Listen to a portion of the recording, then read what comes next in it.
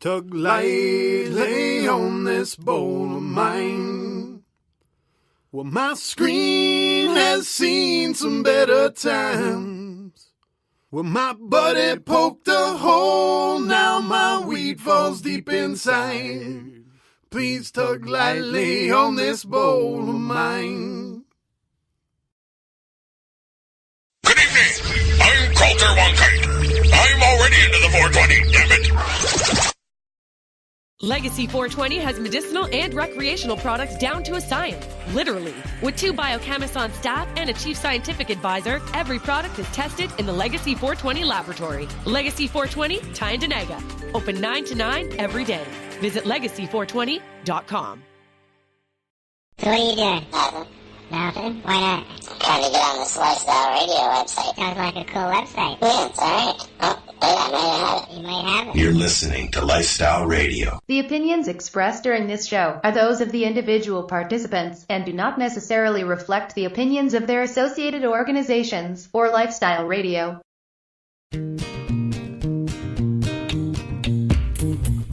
You like music, you like weed, well, we gonna be good friends indeed. This is how much I like more than smoking trees.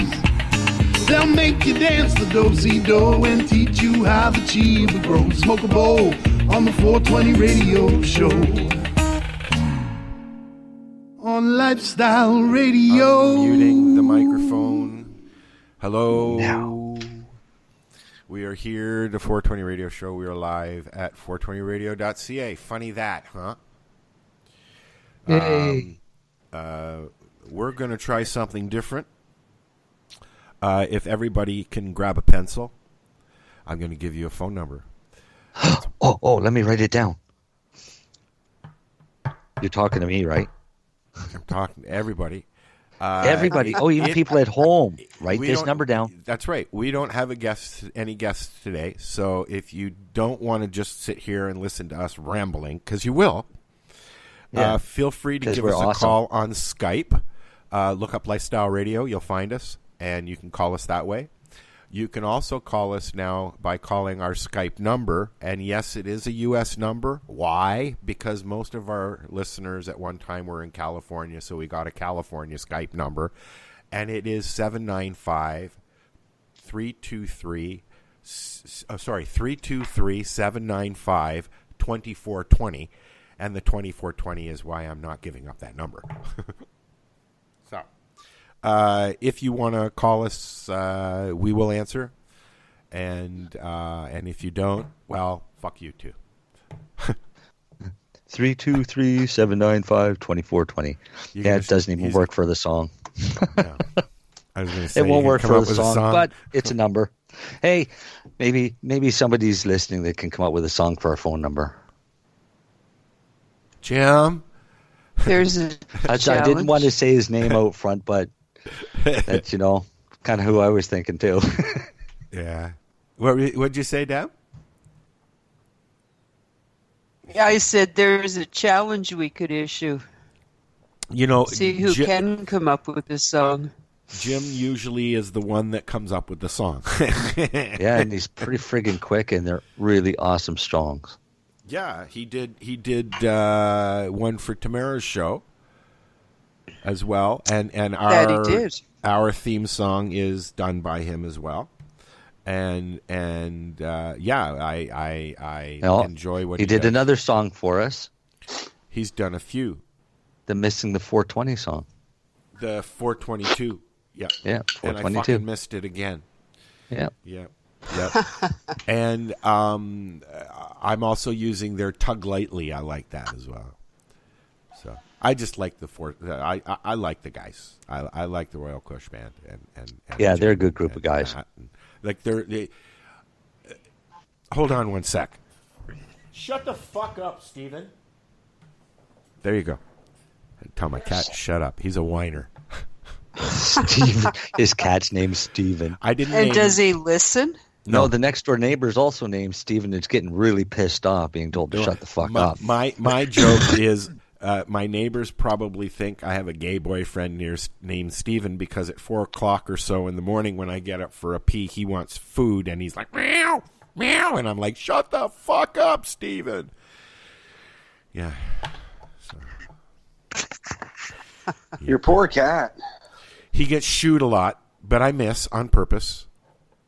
He gets shooed a lot. Didn't I see a picture of you feeding your cat catnip earlier? Yeah, he's all right. You get what you deserve. He's actually thinking the same thing. He's actually really chilled today. Yeah, because he's stoned.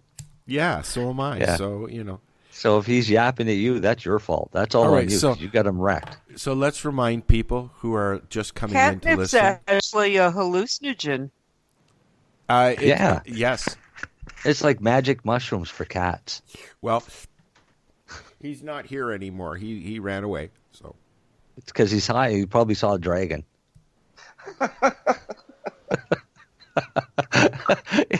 It's his cat baked on hallucinogens, sees dragons and monsters hiding everywhere.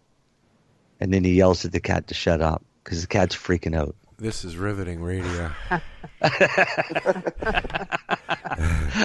Well, we don't have a picture of your cat.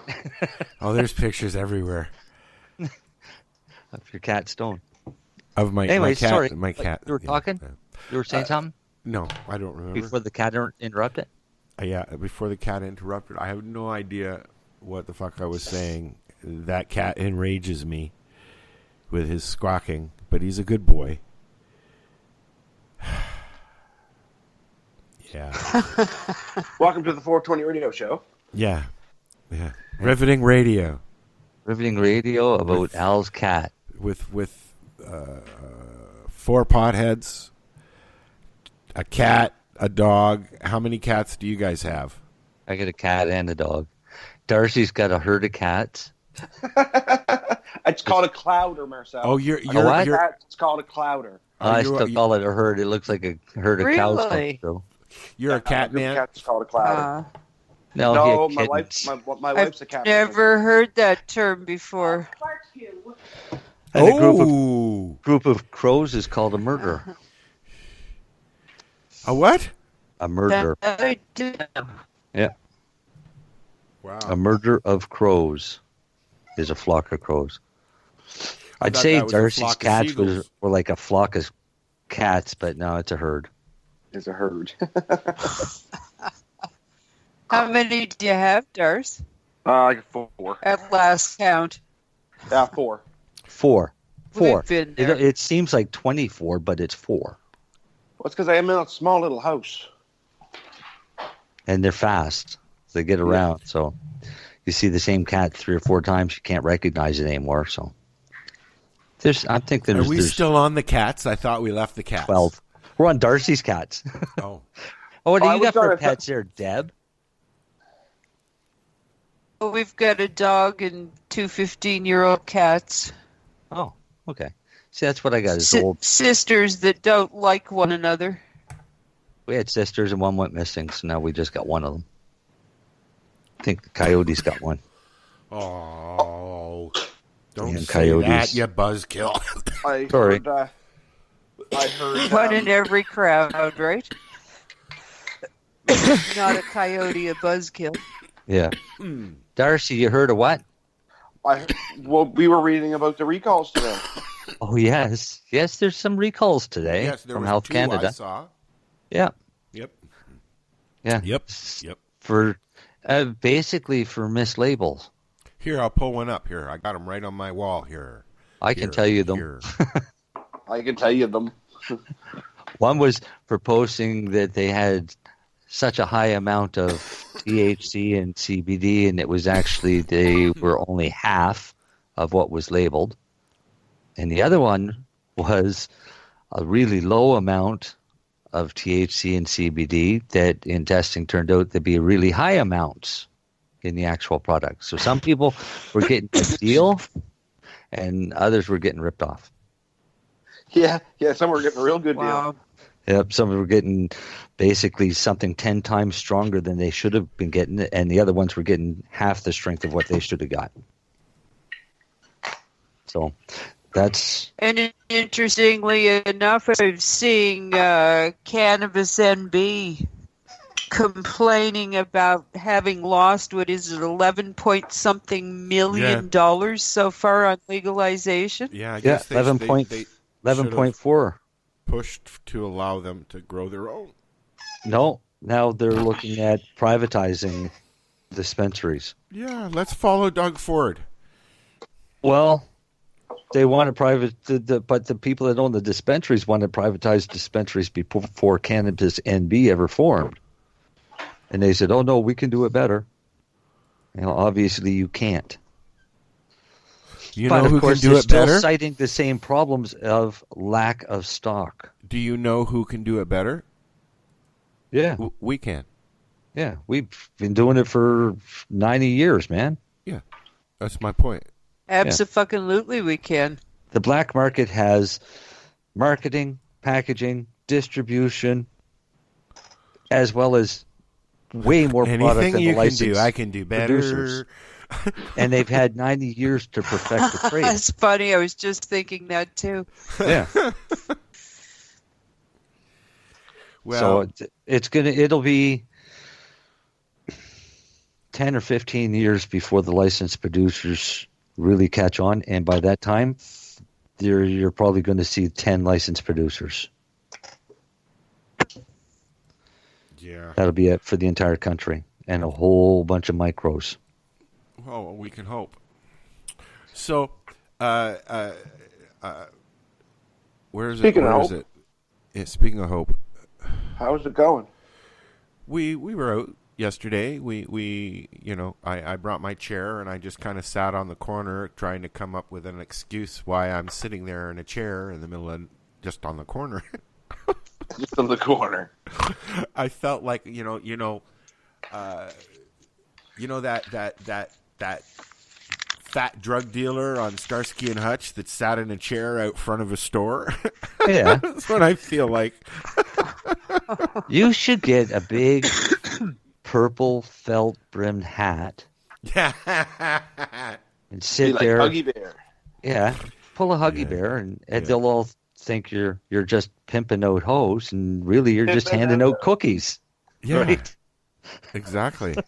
And really you're saving people's lives now. Some guy was sitting on the bench beside us. We were chatting, and I looked over and said, "Hey, bud, do you want a doobie?" He goes, "Huh?" I said, "Do you want a doobie?" He said, "No." Really? Yeah. Wow. Yep. Where I'm trying to figure out. I'm looking at an article here. People are fed up with the potholes, so they're going out with spray paint and they're putting penises around them. Around them. I've seen that. It's fucking hilarious. Right on. And then you know what you should do, Al? What's that? You should make a sign. A sign? Yeah. To take with you for hope. Just put it up. It says free cannabis, and then underneath you put free cannabis education in small letters. Yeah, Al has one of those signs. Yeah. Get one of those, and they'll come flocking. Big letters, free cannabis, and then at the bottom it says information. Yeah. False advertising. They can't bust you for giving out information. You know what? We are working on. There's a few people out there, Tracy Lamori, a few other people who are going to help us get the attention that we need to get, i.e., getting some media and other people like that out. Ira Price, Dr. Ira Price, who I do a podcast with on Wednesday afternoons at 3 o'clock right here on 420radio.ca. He is signing on so that we have a doctor there maybe once a month or so once we get in and get going again. So, but for now we're just kind of standing on the corner of King and Ferguson and Hamilton from 2 to 420, making like an old-time drug dealer, but I'm not dealing anything. I'm giving out free weed. Hey, you know what? I just thought of a better time slot. What's that? From 4:20 to 7:10. You know what? Don't give away my show ideas, okay? You can have summertime hours, Al. Yeah. I'm gonna bring one of them little portable barbecues. We're gonna run a cord across the street, so I have power. I put a table, some music. No. be there for the supper crowd. We are there, and there are some groups around town who have been spreading the word, and so we get 1 or 2 new people every week. But for now, also, it's a way that we all get to hang out together because Paula comes in and John's there and Meg and Vicky are there as well, and we have regulars that were coming into the lounge pop by and say hello, and the weekly reconnecting. It's needed because we're in pause. We're just waiting. We're waiting for Jack to say, okay, you can go back in now.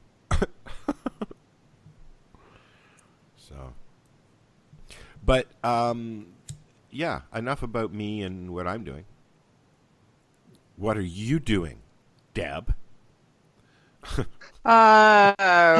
Been busy this week getting ready for Halifax's Global Marijuana March and Rally tomorrow. It's the 13th year that Mom have been actively involved and the key sponsor or host, if you will, of the event. Huh. So if there's anyone listening from Nova Scotia, we'll be gathering in Victoria Park directly across from the Halifax Commons at 2 p.m. There will be speakers at 3. The march happens at 4, at which point everyone marches down to Halifax Provincial Courthouse to medicate and then return to the park for the conclusion of the rally. We'll have a little barbecue on site, like you were talking about earlier, Al. We will have a little barbecue and canteen for people that might get the munchies throughout the afternoon. And, anybody listening that would like to drop on down, we'd love to have you. We'll have a little extra Bristol board on hand and some spare markers if you haven't had a chance to make your poster. The supplies will be there free for people to use and take advantage of. And we're focusing on 3 key things this year. We'd like, as we're hearing from New Brunswick and Cannabis NB, we'd like to see the privatized model of dispensaries remain because we feel dispensaries are essential for patients. We'd like to see the tax on medication that patients are purchasing from licensed producers scrapped because no other medicine is taxed at all. And we'd also like to see Revenue Canada rethink their policy as far as what medical cannabis patients can claim, because it's at a state now where a patient who's self-producing their medicine isn't able to claim those expenses, and we think that's really a violation of rights, and it's a wrong that needs to be rectified. So that's what I've been up to, that and continuing to plan Harvest Fest for the summer. Did you say rectified or erectified? Rectified. Okay. Just checking. Okay. You're loud. Is there a difference for you? No, I'm just being an ass. Oh, good job. Is that something new? No. Erections? No, they're not new. Just checking. Just checking, yeah. It was more on the asshole part, actually. Just kidding. Thanks for that. I know that. Hey, what are friends for? So, we're 19 minutes into this crap. I think that we're going to listen to, since we were talking about the gentlemen that call themselves the Royal Kush Band. I can't even access it. Never mind. There was did you guys do your update for your iOS yet? Or not iOS, for your operating thing? There was another major one. For what? An update. Windows. When? I don't know. This computer beside me is working on updates. It's at 24%, and it's taking so long. I did an update like last week or something like that. No, I think this is just from last night. Oh, no, I don't have one. Maybe I'm up to date. Maybe. What's your computer? What operating system do you have? 10. Windows 10? Yep. Yeah, but it's an older computer. It's like a Pentium 4, so it's, Yeah, but your like update should creeping. No, it's creeping. Oh, shut up, cat. Meet Steven. Meet Steven. Your cat's going to have a complex. He walks around going, meow. That's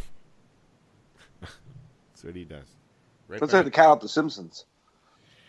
Is that what the cat on The Simpsons does? Yeah, he meows and then he hisses at people. Jesus, we're yawning. We're blowing noses. We're. So what's everybody smoking? I am smoking. Gee, I forgot.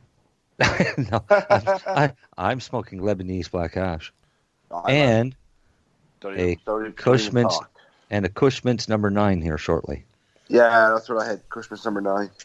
Yeah. I'm having some jelly bean mixed with some Gorilla Glue number 4. Ooh. And I have been on a very nice, calm, relaxing day. Oh, cool. I got blueberry ice cream. Oh yeah. Is it ever good? Did you try it? Did you try it yet, Darcy? No, I'm waiting until the show's almost half over, so that way I don't get really quiet. Okay. And then Al will say, Darcy, do you have anything to say about your grow segment? And I'm going to be like, So I got ice cream. I went up to Cannabis last week, and how was that? I'll get there. maybe after the break, you can tell us about Cannabis. Cannabis. Cannabis. Yeah, but I'll do that when we come back because we're going to listen to a song as soon as I decide which song. I'm just choosing some bud. Shut up, Steven. I did not name him. His name originally was Speedy, but he's not Speedy at anything other than eating. He's a big fat cat. So Steven. Yeah, his fat name cat. is Speedy Steven or Steven Speedy or Steve Rooney, Steve-O, Stefan. Stefan. Usually shut the fuck up is what all he gets called. I was going to say, because your cat's going to have a complex. Can you poor hear fella. him? No. Can you hear him? No? No, it's not disturbing us. Neck. Steven, go away. Asshole. Come here. Ow. Listen to me fight on the 420 radio show with my cat. He'll pull everything off the table. He doesn't give a shit about anything else but eating and purring and rubbing on you. Well, that's because he wants affection. He's annoying. No, he's a cat, and cats are very affectionate. Yes, he is very affectionate, yes. He sleeps beside my head, and he purrs, and he keeps me up, and he looks at me, and he goes, meow! Yeah. And he doesn't rip your eyes out? He's not dangerous, cat. No, he's not. Oh, here comes the other one now. What do you want, Rose? So, a song. What do we want to listen to today? You're putting on something by Royal Kush Band. Yeah, I can't access that. That's what I was trying to tell you before I looked at my computer. It's still updating. I can't access that computer, and that's where the drive is that has that stuff. Oh, pick something else. Yeah. I'm working on it. So, anything in the news that you want to talk about? There you go. We talked about... Oh, no, this wasn't the news. That's not the news, so that's fine. But... So, no? Criminal checks for designated growers. Excuse me. Designated growers have to go to the police to get a criminal check. And... They always have, haven't they? Yeah, and there's a fee for it. And it can take 1 to 2 weeks before you get it back.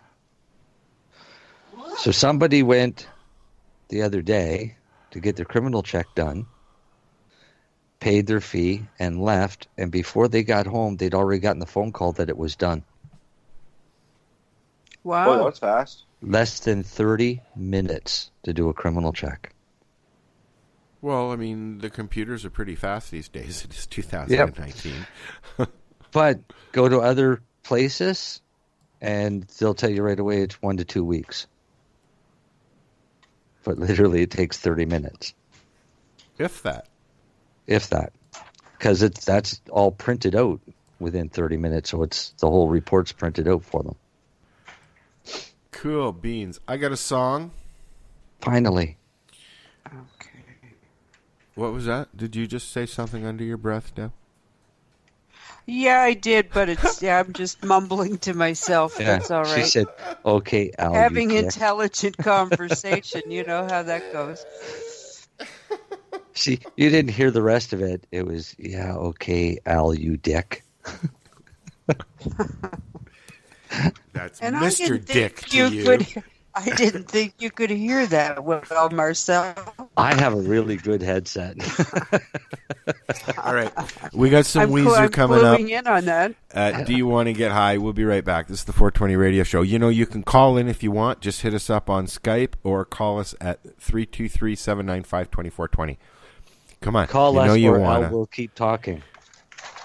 I'll just let Marcel talk now. The I'll next segment is call, yours. We'll be right back. Oh, God, no. Legacy 420 has medicinal and recreational products down to a science, literally. With 2 biochemists on staff and a chief scientific advisor, every product is tested in the Legacy 420 laboratory. Legacy 420, Tyendinaga. Open 9 to 9 every day. Visit legacy420.com. Hey, this is Cheech. And this is Chong. And you're listening to Lifestyle Radio. What is it? Lifestyle Radio. Say it one more time. 420 Radio? Ooh. Hang up and try again. You're listening to Lifestyle Radio.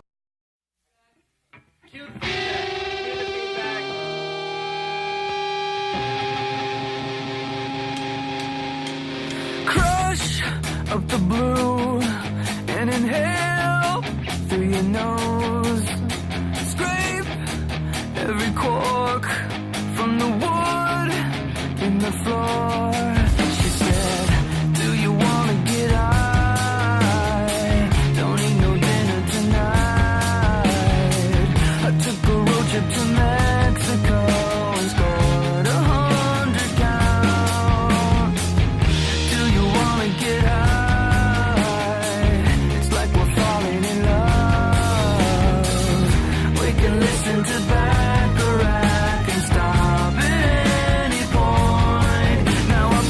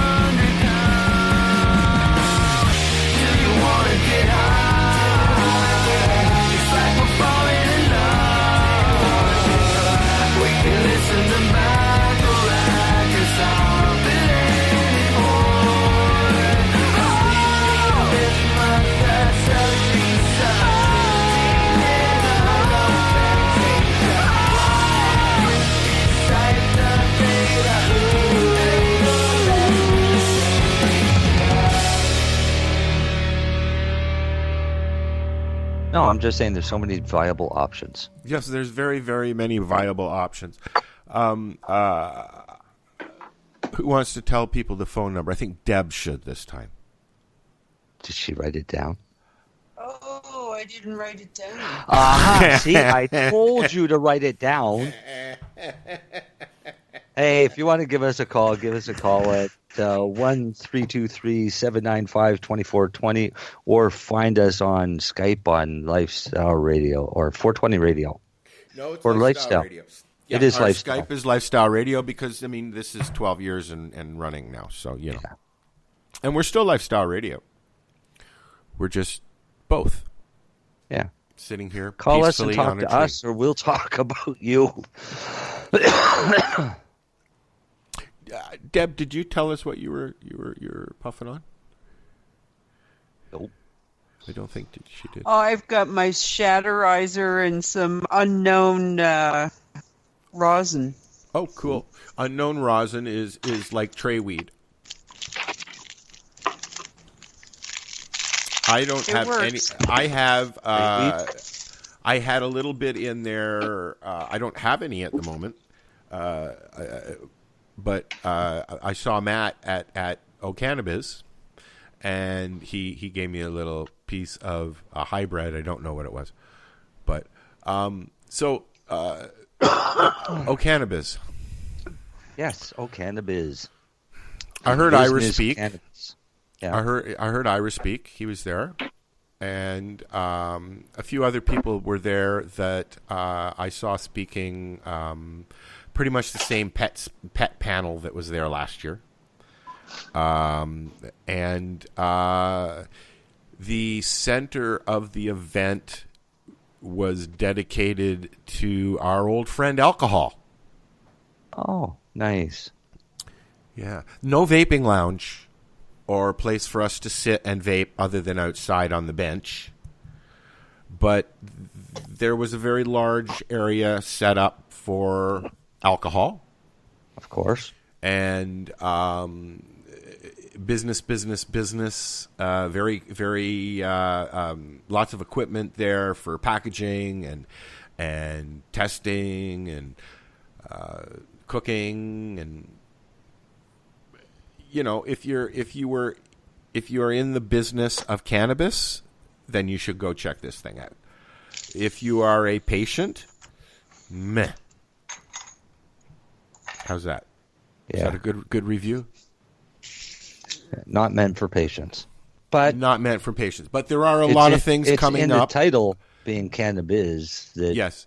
It's and most business to business. And like last year, most of the people that I spoke to were here from the States to see what we're up to in Canada. I didn't mean to make you choke. Did you record any interviews? I did not, other than I recorded about 45 minutes of Ira speaking about opiates, and I have not listened to it. So, I mean, I'll pull some stuff up.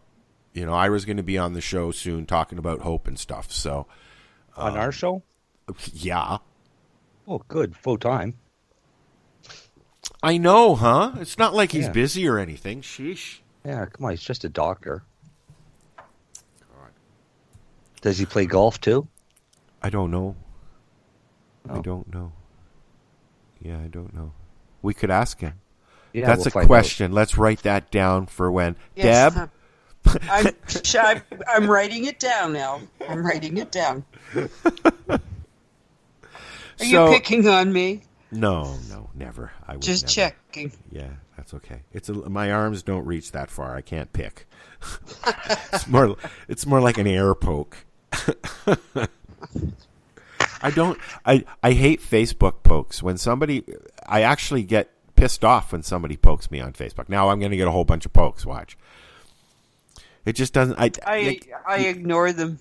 That's what I mean. Like, I mean, if you want to say hi, say hi. Yeah. Doesn't mean I'm going to answer you, but I mean, don't just poke me, because I'm certainly not going to answer you. Well, that's not true. It depends on the person.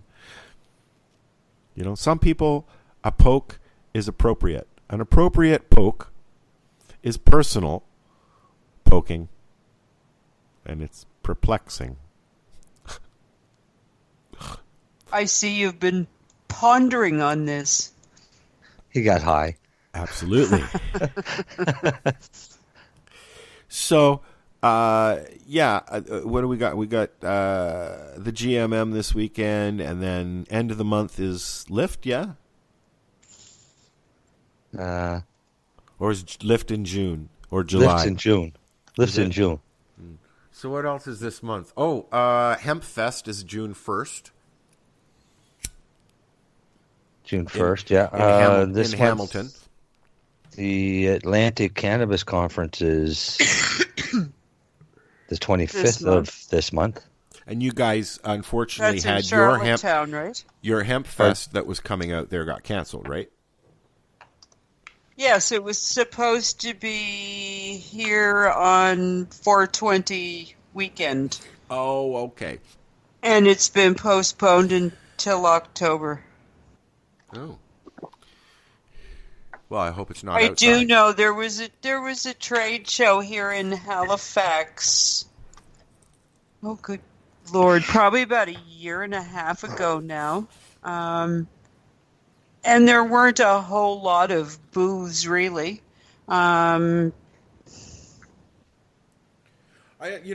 Considering the size of the industry, there weren't really a whole lot of booths, and it was. I think it's a much harder sell on this coast to move in and try to promote more expensive booze and a more upscale type event, if you will. They all have booze. They people are aren't as economically advantaged in Atlantic Canada, if you will. Yeah. The Leap Forward thing was last night in Halifax. Daryl Dexter was the keynote speaker. Did you go to that, Darcy? No, I didn't. I hadn't heard anything about it at all. Yeah, it's this thing is called Leap Forward. Take a look at it online, Dad, if you get a chance. Okay. Yeah, it's Leap Forward. You'll see what it's all about. I saw something about that. I just have a hard time hearing Daryl Dexter's name in association with the cannabis industry. I'm sorry. I know, eh? It just makes it. But this is he had an opportunity to do some wonderful things for economically disadvantaged patients in this province, and he turned his back on us. And of all the politicians in the province, he should have been the most keenly aware of the plight that patients are in, with his wife having been Megan Leslie's first right-hand woman in the Halifax riding, hearing complaints of patients almost on a daily basis and going home and sharing them over the supper table, I heard direct from his mouth before he became the premier. And claiming that he's never consumed it ever, and now he's suddenly, yeah. I'll be quiet now. Shh. Deb's not feeling well today. Yeah, I'm just getting a little testy.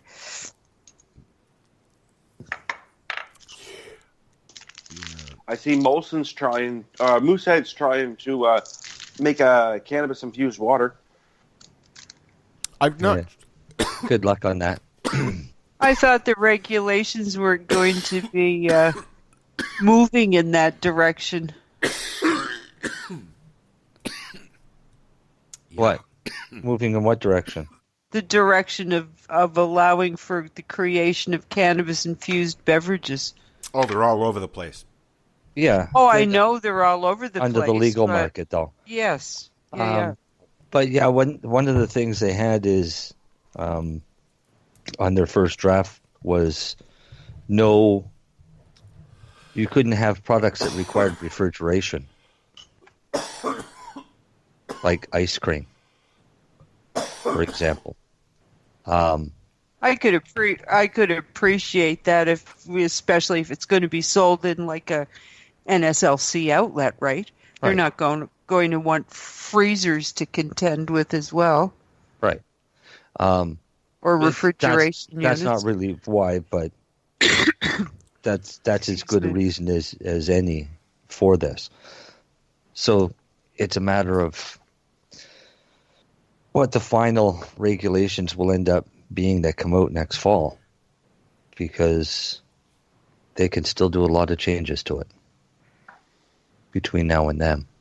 When is it actually? When is it that we're actually going to know what we can or cannot do with concentrates? I'm figuring around July. We'll Really? probably see what's being tabled, and then, but we won't know a final answer until Jeopardy, until the regulations come out in October. October, yeah. Do you think they'll do it on the 17th again? That was their plan. Yeah. And do you really think they'll do much tweaking, if any at all? I mean, they've never listened before. Well, really, it depends on who they're listening to, because they'd put in that a maximum dose of 10 milligrams, and now the Doctors Association is lobbying to try and get them to lower that to 5. Oh, good Lord. So it's a matter of who they listen to. But now, of course, the cannabis lobbyists are lobbying, saying, no, it's 10 at least. Well, and likewise, they've never listened to physicians before. I mean, in 2001, doctors were screaming, we don't want to be the gatekeepers of your program whatsoever. We want absolutely nothing to do with it. We know nothing about it. We know nothing about dosing. We know nothing about what it works for. Leave us the hell out of it. And what did Health Canada do but bring them in kicking and screaming, and they've done nothing but kick and scream ever since. Yeah. Cautioning doctors left, right, and center. Don't be a part of the program. Don't sign for patients. Don't sign forever for more than 3 to 5 grams. And you know. But these regulations coming out in regards to the concentrates and edibles is still directed only at the recreational market, right? So the recreational market is the one that's going to have the limit of 10 milligrams. They'll force that onto the medical market until enough flack comes up and they finally realize that no, medical's definitely different. We have patients that are taking 300 and 400 milligrams per dose. They won't survive on 10 milligrams. I'm waving my hand. Right. Yeah. Each one of my capsules is 25 milligrams at a shot. 10 milligrams does nothing for me. 25 milligrams allows me to walk. We were talking about in the lounge one day, in order to medicate the legal way with caps or something like that, you have to take a fucking handful. Right, know? But here's the problem is the licensed producers, for a good example, I'll name this one because it's already named Broken Coast, sends out a package of capsules that are listed at 8 milligrams THC, but testing shows it's only 4. So you can't, even then you're having a hard time trusting who your source is because you're dependent on that labeling. And they were one of the good ones. Yeah, and they were one of the good ones, and they still had a recall because they were half the strength of what they were labeled as. Now, the other one was pre-rolls. And it was like 100 times higher than what it was labeled at in pre-rolls. So I think what happened for that particular LP is somebody threw a bit of bud in that little batch of pre-rolls instead of just the trim. Yeah. Them ones actually tasted good. Yeah. Yeah, somebody actually got a buzz because it was like 100 times more potent. Yeah. Wow. But the label on the pre-roll was 0.1% or 0.3% THC and 0.1% CBD. Ooh, my computer just came alive. So it's 0.3 THC. Woohoo! Yep. Mm-hmm. I'm surprised it was even moving off the shelves. Why bother? That's basically hemp leaves. Seriously, it's hemp leaves. If you're at 0.3 THC and 0.1 CBD, you're smoking hemp. goody. If you get a headache, you'll understand why. Right. Yeah, I only smoke this to get rid of my headaches. Don't know why they haven't gone. It should be gone by now. Wow. Yeah. Just cause yourself more headaches. So, I mean, a lot of the LPs are still learning.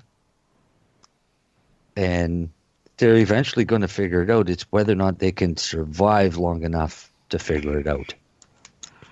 Well, surviving long enough, and if the brick and mortar outlets are able to hold on by the skin of their teeth long enough to be able to be there for them to flog their product. Yeah.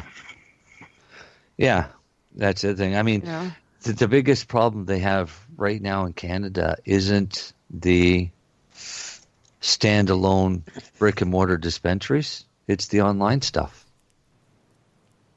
Because you can order up on 4 websites to be 5. I know of 5 right now that you can log on and you can buy half a pound of weed for like $800, and it's better than any LP I'd ever buy. But it's black market. But these websites, I see where the federal government are looking on trying to crack down on the online dispensaries. And eventually they might figure out how to do it, but like I say, they're trying to compete with a market that's had 90 years to perfect it. These guys fully expect to be shut down, but if they fully expect to open up the next day because it's all online. And it's that easy. To another, absolutely. Whenever I order my online products, they come from a different address every time. Yeah. A different address every time. So how can they, by the time they figure out where they're at, they're already moved to a different house. Well, it's not even that. You can write whatever address you want on that package to be sent out as the return address. It doesn't even have to be an existing address. It just has to be something written there. So they can put down anything they want. They could put 123 any town, right? Yeah. And it'll go through. But it's not really that traceable on origin, and that's why they do it. And that's why it's going to be really hard to catch them. Because even if Mr. Police Officer, Sergeant Stadenko, calls them up and orders and tries to backtrack, he's not going to find them. Oops. So, no. Good luck if they can curb it. But right now, that's their biggest hurdle is dealing with the guys that are selling $100 ounces. Yeah, well, that's just it. I could use a $100 ounce. Well, $100 ounces. That $100 ounces that are head and shoulder above what you can walk in any outlet and buy. Oh, exactly. I find it interesting that Nova Scotia wants to add 2 more physical locations because their online sales were only at 6% and they expected them to be at 10%. I don't see how the creation of 2 more spots where one can go in and purchase cannabis is really going to make a lick of difference. No, it's not going to give them 4 points, that's for sure. Absolutely not. Where are they going to put these other locations? Have they said yet? The only one I know for sure is that there will be one here in Kingston in the Annapolis Valley, and the other one I believe is going to be on the South Shore somewhere, but I haven't heard the location. They do have one in Bridgewater and they have one in Yarmouth, so my guess is sort of halfway in between Bridgewater and Yarmouth. Shelburne area. Yeah, probably. Yeah. Aqualitas will run it. That makes sense. Yeah, well, because their Aqualitas are in Liverpool, aren't they? They're in the old Bowater do they have? Mersey plant. They're in the old Bowater Mersey plant. Yeah, that's what I thought. Mm-hmm.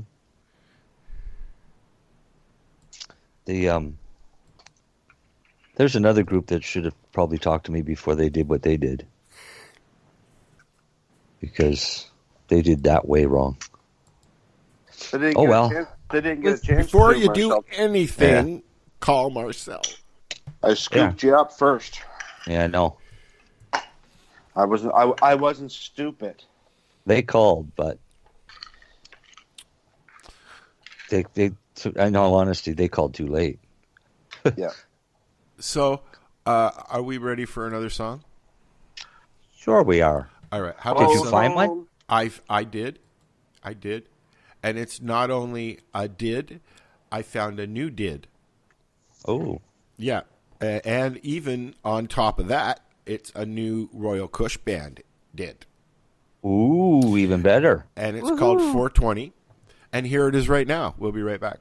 Legacy 420 has medicinal and recreational products down to a science, literally. With 2 biochemists on staff and a chief scientific advisor, every product is tested in the Legacy 420 laboratory. Legacy 420, Tyndonega. Open 9 to 9 every day.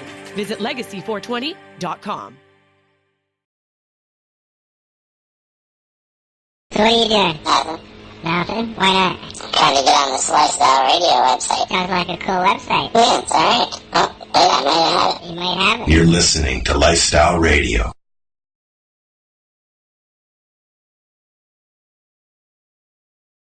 So what are you doing? Nothing. Nothing? Why not? Trying to get on this Lifestyle Radio website. Sounds like a cool website. Yeah, it's alright. Oh, wait, I might have it. You might have it. You're listening to Lifestyle Radio.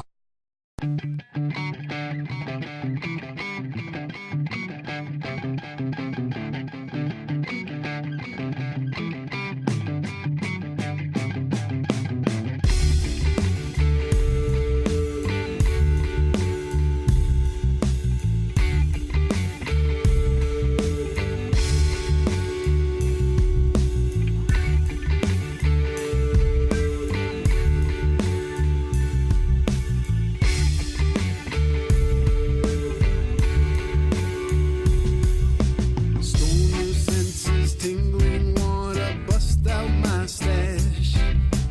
Gather the devoted, let's all chip in and match. Pile the donations on my large rolling tray. I've glued some extra papers for this fat epic J. Turn up reggae music, it's about to get loud. We're gonna hotbox this room in a purple green cloud. Look here at this cannon, wanna guess what it weighs? 419 and counting, we know the best time to blaze because it's so nice to be surrounded by friends. I roll up to them, pass them off to the left. There's only one per year, but it's here twice in a day. Well, I can't wait until 420 again.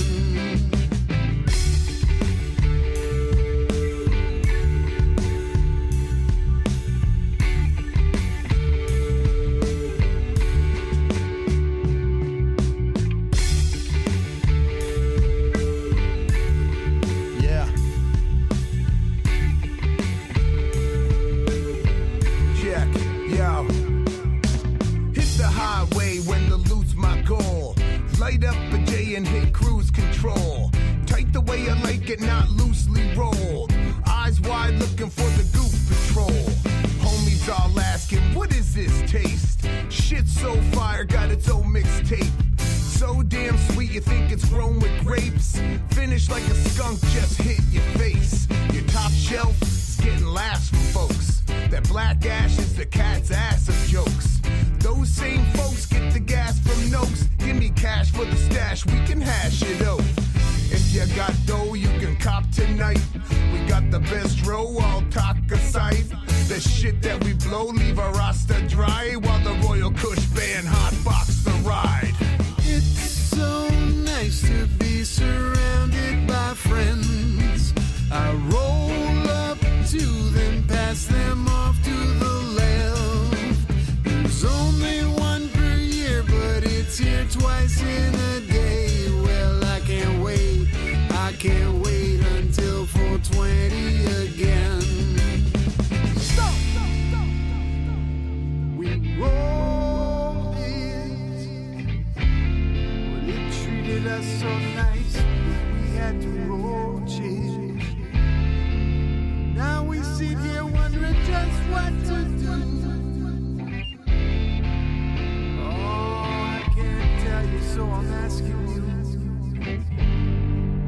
I'm asking you, tell the truth. Why don't we just roll another one? It's so nice to be surrounded by friends. I roll up two, then pass them off to the left. There's only one per year, but it's here twice in a day. Well, I can't wait until 420 again. It's so nice to be surrounded by friends. I roll up two, then pass them off to the left. There's only one per year, but it's here twice in a day. Well, I can't wait until 420 again.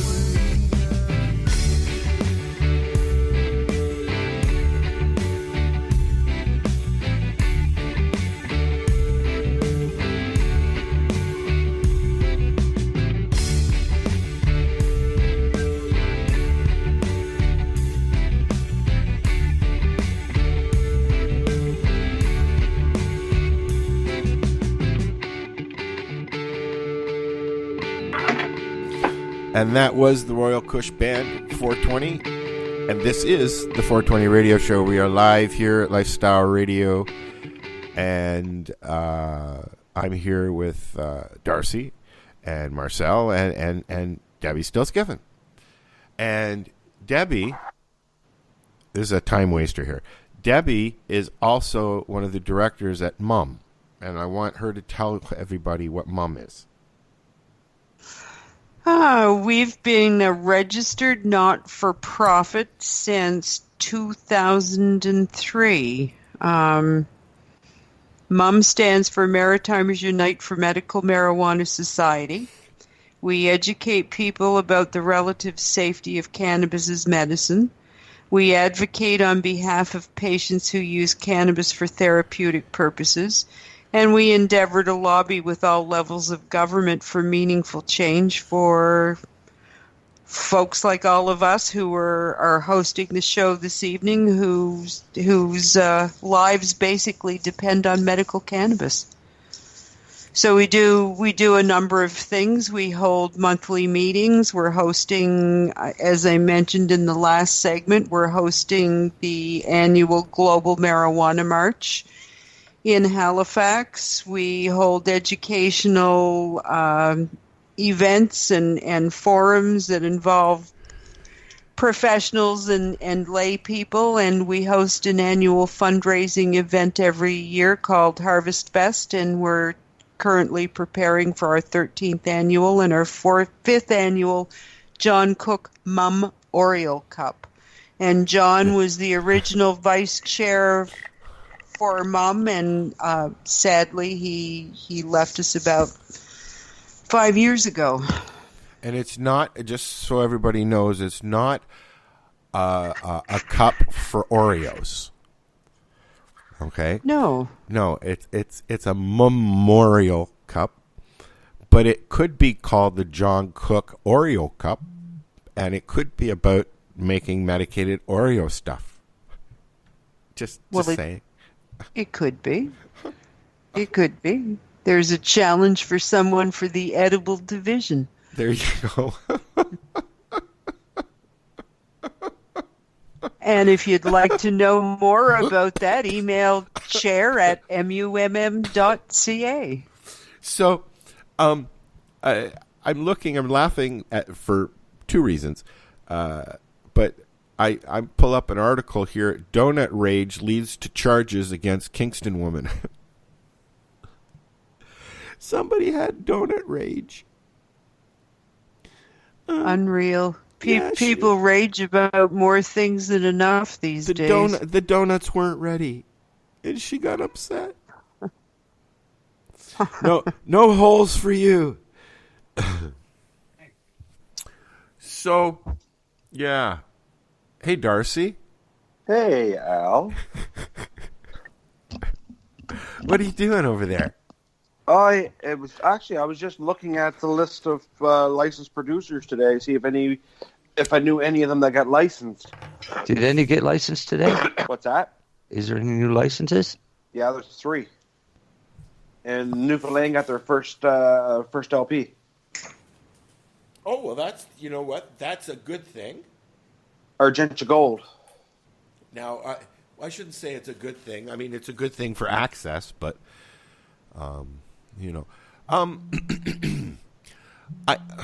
Where are the other 2, Darcy? Consortium in Ontario. And, yeah, another one in Ontario opened. Yeah, Consortium Canada in Ontario, and Argentia Gold in Newfoundland. It was just 2, Marcel, then. Yeah, it's just okay. 2. And then there's been a couple of stores. Any idea what stores that have opened as well? Any idea what that brings the total number to? 177. Yeah. Total Wow. throughout Canada. Throughout Canada, there's 177 licensed producers. Okay, now does anybody off the top of their head know the population of Canada? Probably hitting close to 40 million. Let's Google that.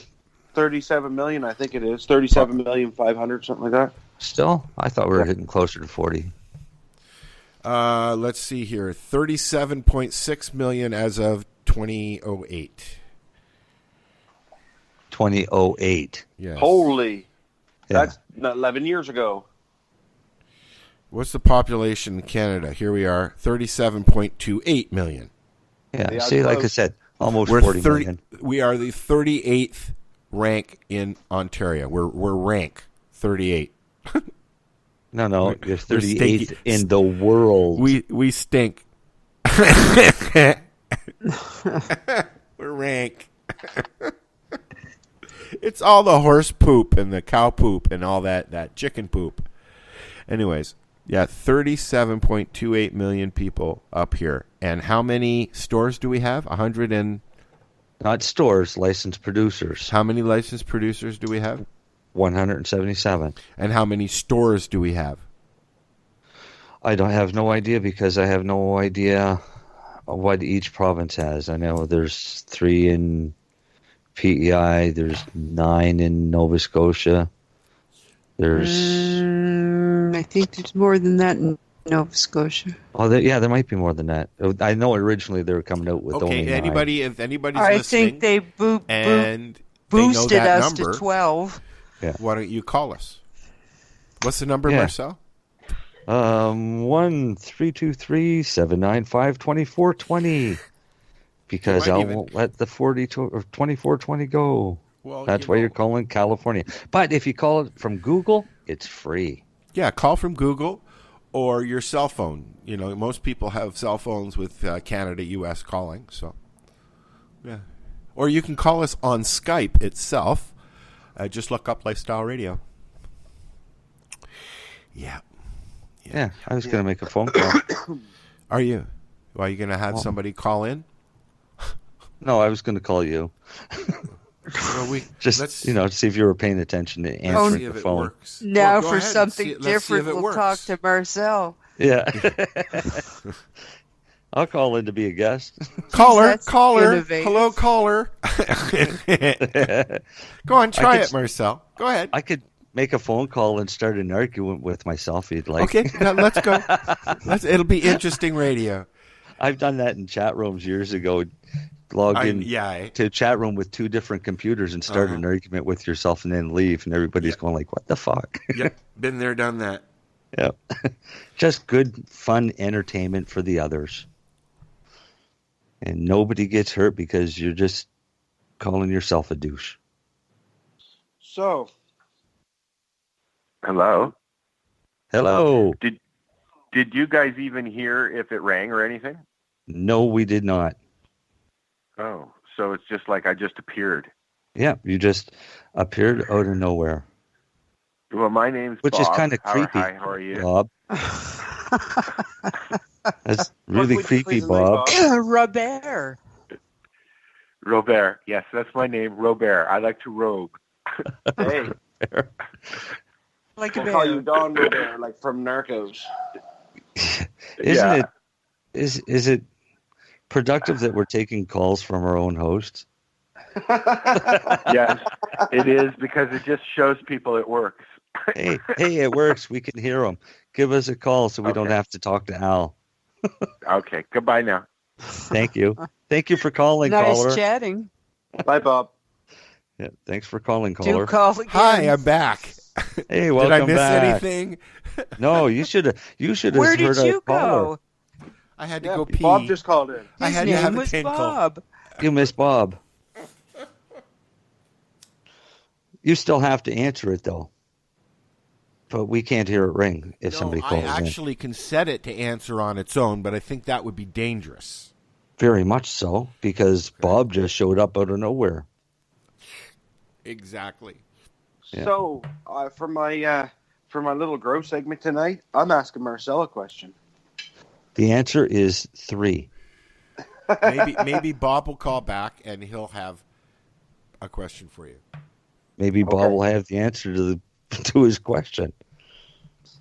So you're going to make me think tonight. I want Marcel to explain to the viewers, or the listeners. Sorry, not the viewers. Oh, too bad they couldn't see us. No, it's a good thing. A bad thing though. It's a good thing they can't see us. That's what I was just thinking. But yeah, I'm quite comfy in my PJs. As far as viewing goes. Are you in your PJs, Deb? Absolutely. Yeah. Oh. Al's naked. No, I'm in shorts and a T-shirt. Oh. Yeah. I'm wearing the same clothes that I've had on since 6 o'clock this morning because... Me too.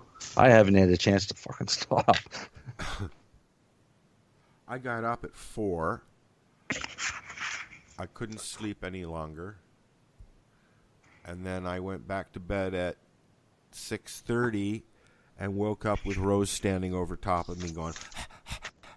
Because she was upstairs with Sharon last night. So I had her early morning as well. Cool. Yeah. Darcy can't ask me his question until I finish rolling my joint.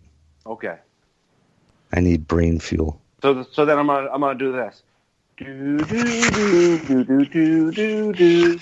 No, because I don't even know what the question's going to be. Hey, Darcy. Oh. Yes. I hope you're a better grower than a singer. Oh, I sure am. He sure is. Although my wife tells me I'm an awesome singer when I'm in the shower. She's just being polite.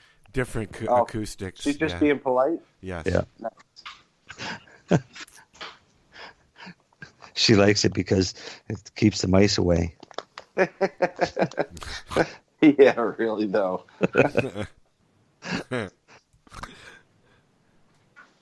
Oh man! Okay, fuck off. So go away. Yeah, come on, Steven. You're ruining the show. You're ruining it. Steven, if you want to talk, call. Yeah, call us. You need a 323-795-2420. What was that? You need a T-shirt that says that. Fuck off, Steven? Absolutely. Yeah. I should. So I'm going to do a new segment. Why don't you get that shirt done and wear it to lift? Fuck off, Steven.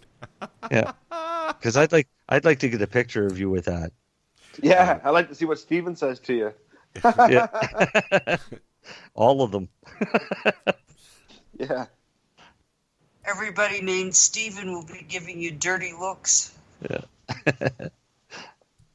It's like having a shirt that says, "Shut up, Karen." I'm not going to say what I want to say. God, coward. No. You're going to say Steven could bring it? I'm so sick of fucking people's drama, dude. Oh, yeah, don't create more drama. No.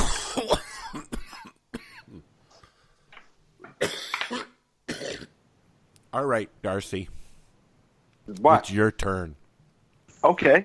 I'm waiting for Marcel. Well, I was waiting to hear you start this whole spiel that you've got on growing, not what's this and make me explain your whole spiel. What are you talking about here? I wanted you to explain because we got into it a little bit today about cultivars and hemivars. No, I want you to explain. I know the difference between cultivars and chemovars. I'm learning the difference because Ira talks about them all the time. Right. In simplest terminology, you hear terms in cannabis growing of strains, phenotypes, cultivars, and chemovars, but you very rarely hear about chemovars. And it's because the chemovars are, in simplest forms, they're your landrace strains. All right, they're where all of the genetics come from, is from the chemovars. Cultivars are what you buy. Okay, so the breeders keep the chemovars, you get the cultivars. And the cultivars can be done from seedling or cloning, and it's basically any form of reproduced cannabis. Phenotypes. Hey, Marcel. Yeah. Your voice doesn't sound like Darcy. I know, but I was trying to give you the shorter, quicker version. I know. It can get confusing for a lot of people. Well, let me ask you a question, and maybe Darcy can answer this. Yeah. Why are we hearing cultivars and chemovars now as opposed to strains? I mean, every time somebody says us the word strain to Ira, he says, no, that's not what they're called. Right. But we're. I mean, 12 years I've been sitting here, and I've never heard those two words before until a month ago. Because it's a matter of semantics. The strain is basically, strain and cultivar could be interchanged. All right, because the cultivars are a particular strain. Okay. So okay. Purple Kush. But the phenotype could also be the strain too. Right. So this is the thing. We have chemovars where your base genetics come from. So they're the backbone science of the genetic of the plant. You cross those chemovars with other chemovars, and you create new strains or new cultivars, which you're going to be growing for production and to use. Phenotypes are basically anomalies in any plant, because any plant can have multiple phenotypes, and all it is a difference in chemical makeup of the cannabinoids, the terpenes, the flavonoids, that type of thing. So you can grow a room full of purple kush, for example. And of that room full of purple kush, you could have 4 different types of that same plant. Think of them as kids. Yeah. So if you had 10 kids, all 10 kids aren't the same. Each kid is genetically different than the other one. Yes. Well, that's basically a phenotype. It's genetically different than its brother or sister. Yeah. Which would come from the same set of seeds or whatever. Does that make sense? Did that answer the question for you, Darcy? Yep. Yeah. Yep. But then you got to think of it this way too. Then if you take one of them, now see, in the plant world, I guess in the plant world it's okay, but in the human world it's not. When we backcross and interbred strains back into themselves. We do that with humans, but we have very poor results. Yeah, well, they don't turn out good. No, after a few generations, it's just you're gone to hell. Yeah. But with plants, you're trying to preserve them traits from the chemovar. Yes, from the parent plant, right? So that parent plant, you may have liked it for. It may have not been anything to do with its potency. It may have been to do with its flowering time and its height. Right? So now, smell Al, or its taste. Yes. Al, to answer your question about why are you hearing about this, you're hearing about this from people in the academia field. Oh, okay. All right? Because the science is becoming available. Right. So Ira, who has to be up on top of that science, uses the terminology of chemovars and cultivars, not strains. Because he's talking to doctors, not just patients. Right. Yes. So it's a matter of who you're speaking to, of who's going to use the terminology. The home growers, it's strains, and they don't really care about chemovars or cultivars. All they care about is the strain. Actually, all they care about is the final result. Right. But the people who care are the people who are doing the original breeding using the chemovars, because they want to ensure that the best strain or phenotype of that strain is what's put out in the public.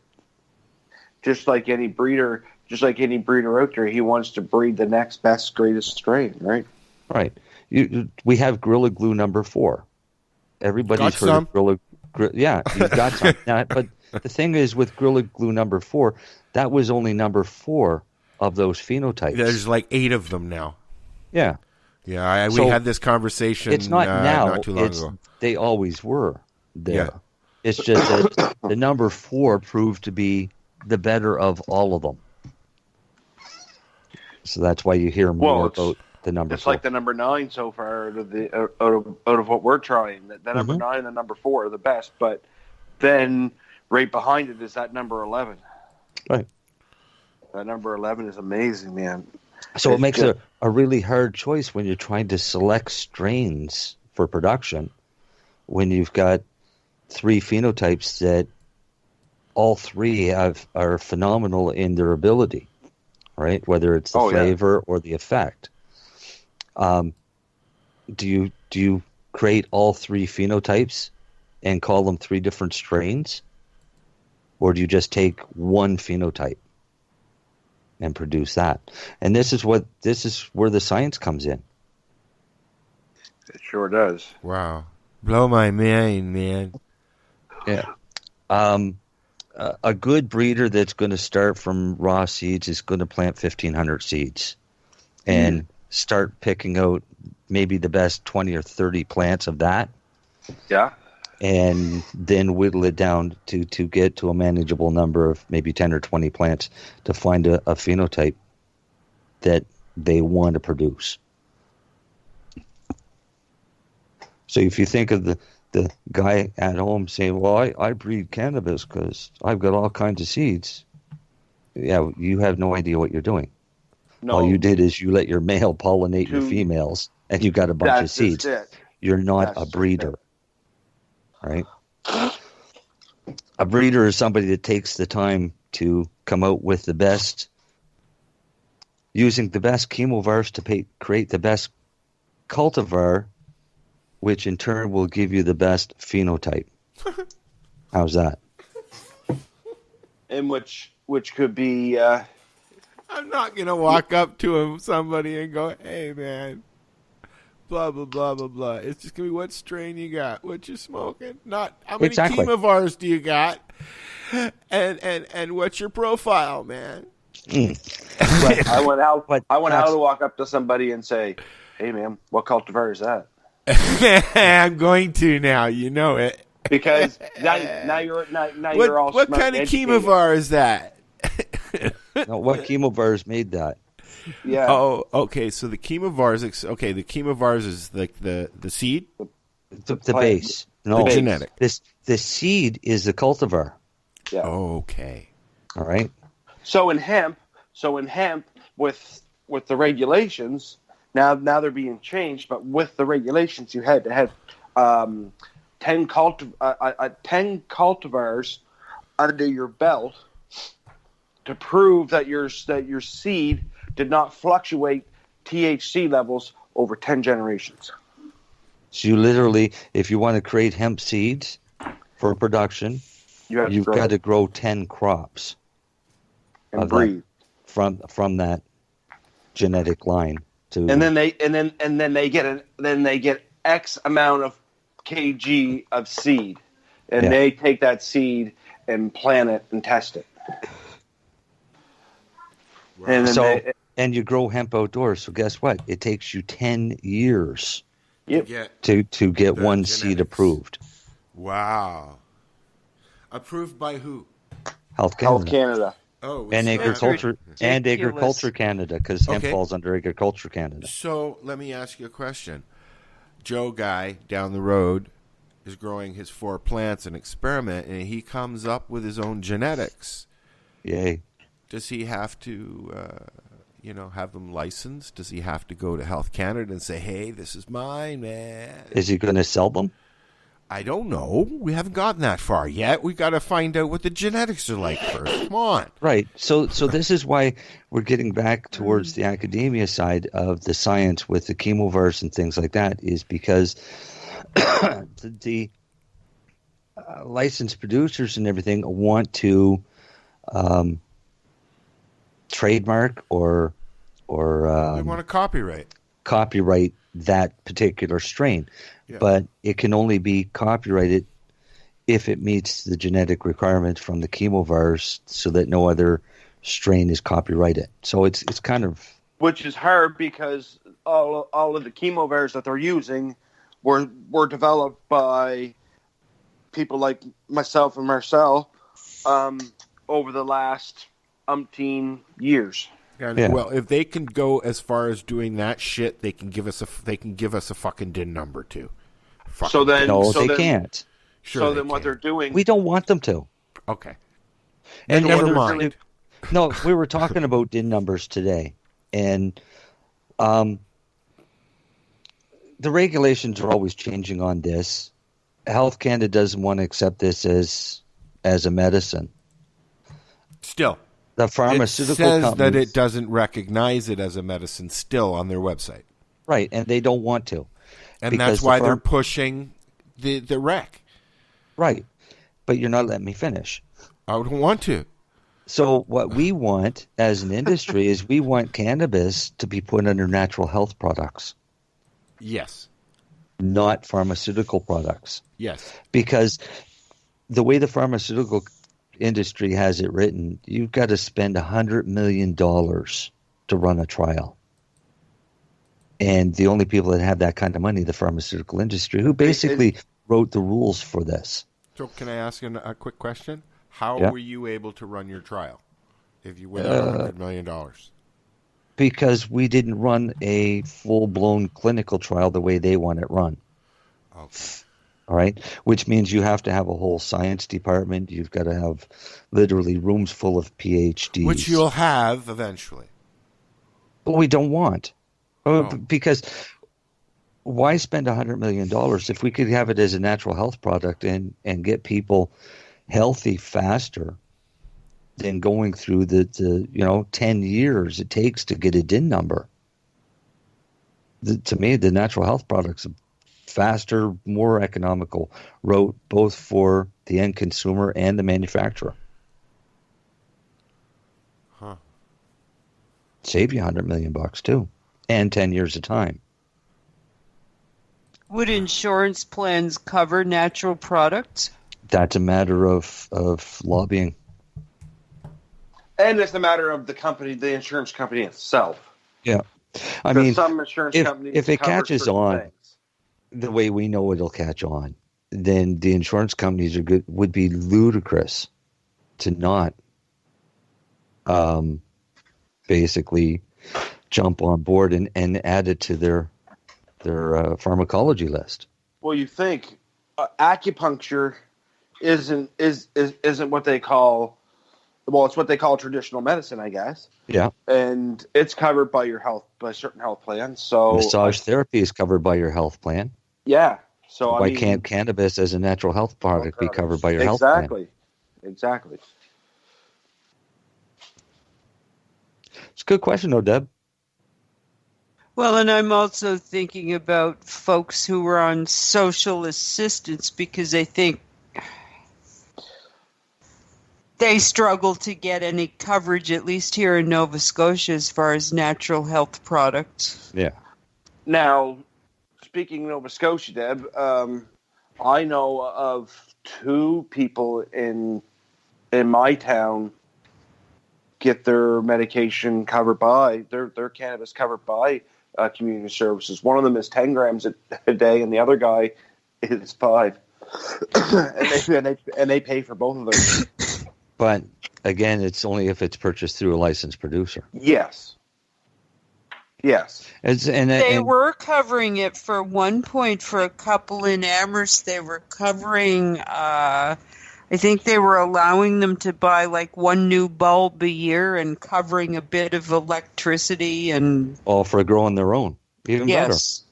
Yeah, that was a number of years ago, right around the time that Sally Campbell's court case went through, and the province was told that they had to cover the cost of her medical cannabis, and I think it might have been the McNeil government that appealed that decision on the basis that she had been getting all of her medication from John Cook, who was technically a dispensary, and dispensaries were illegal, so therefore Sally was never to get any more money for her cannabis again, and they expected her to repay them what they had already given her. What?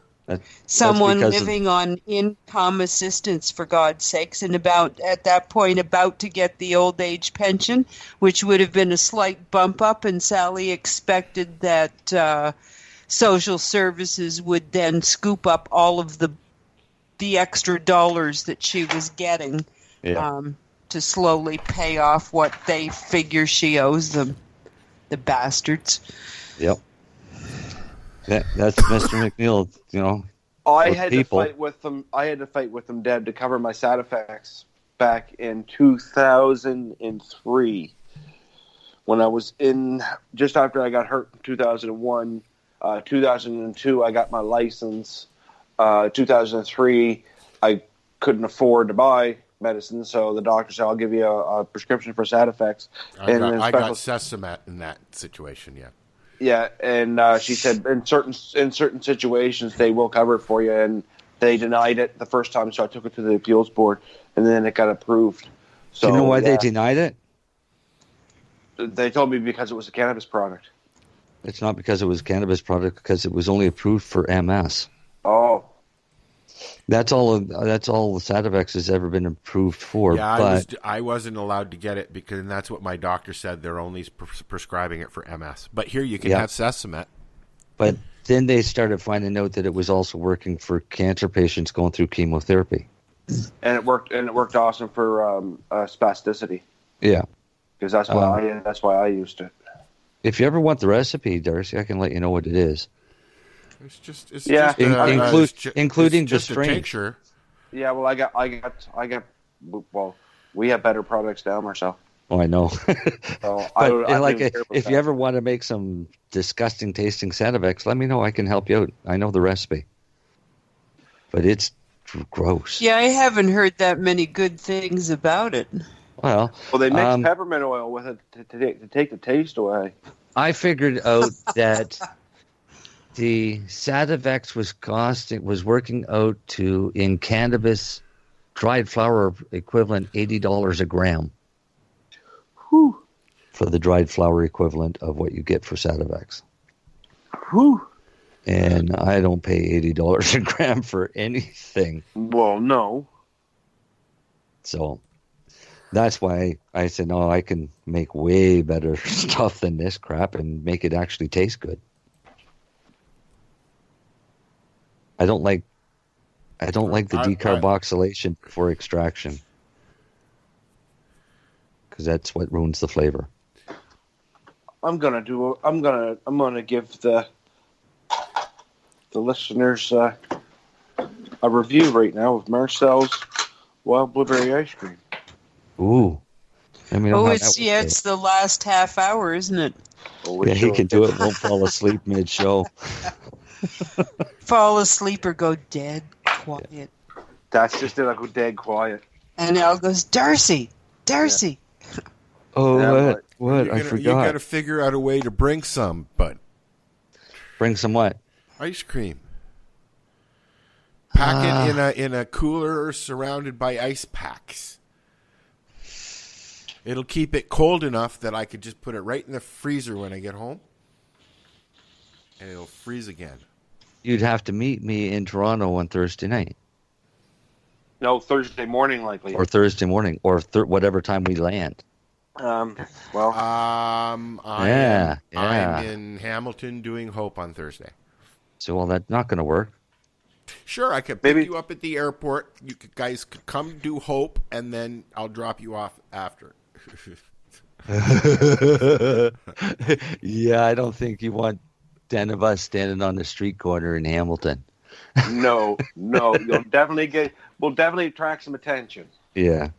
Yeah. We want attention. Pass. Hello. We're going to pass on that one, Al. That's a really nice offer, but I'm going to speak for everybody else and just say we're going to pass on that one.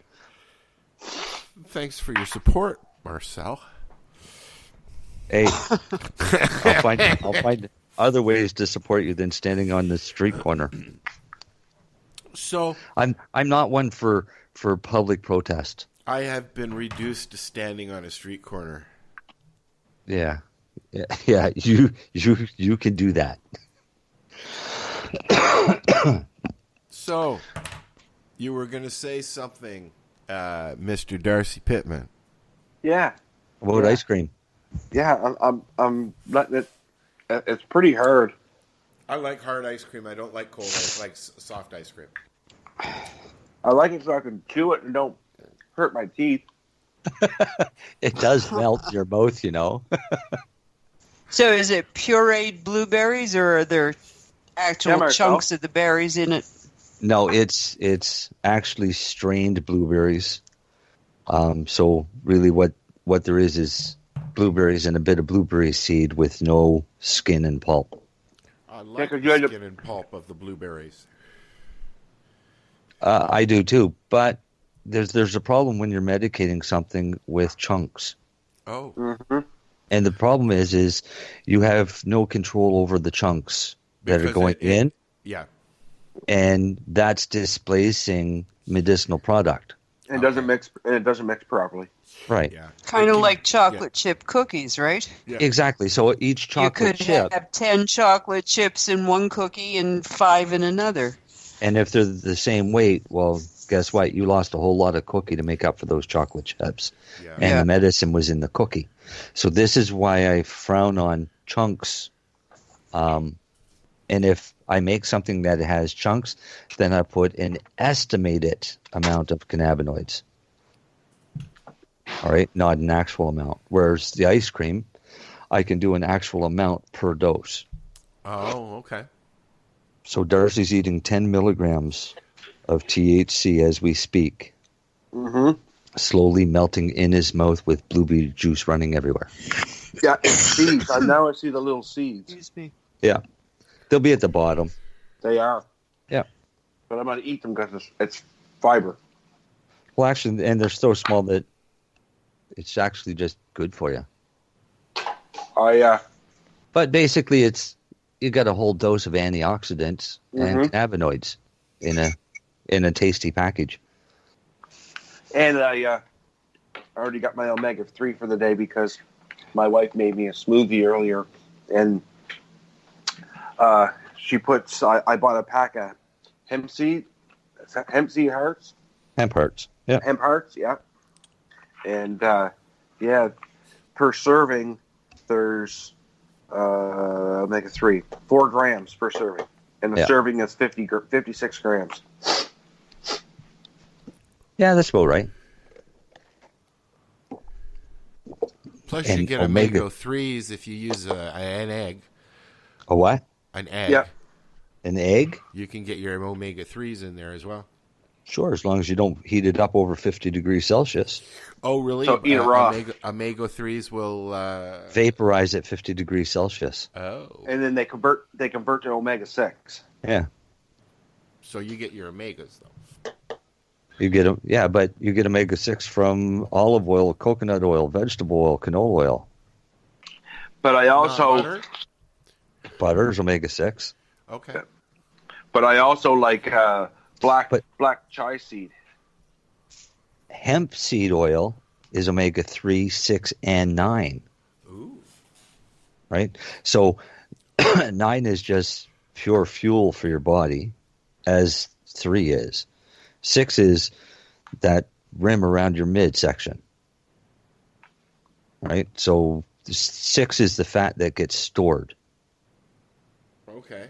So if you attach all of your cannabinoids to 6 and then you ingest them, whatever's not used gets stored as fat cells and comes out in your urine up to 30 days later because it's a waste product at that point. This is why you got to use better technology. And do your research. And do your research. And then that's why I always tell people, do your research, man. Do your research. Do your due diligence, man, because it's going to pay off in the end. And then you do it. Then you patent it. A lot of people don't realize that, it's not put a seed in a pot and just let it go. I mean, you can do that. Sure, but and you'll get. Sure. And at the end of the day, you'll get what you put into it.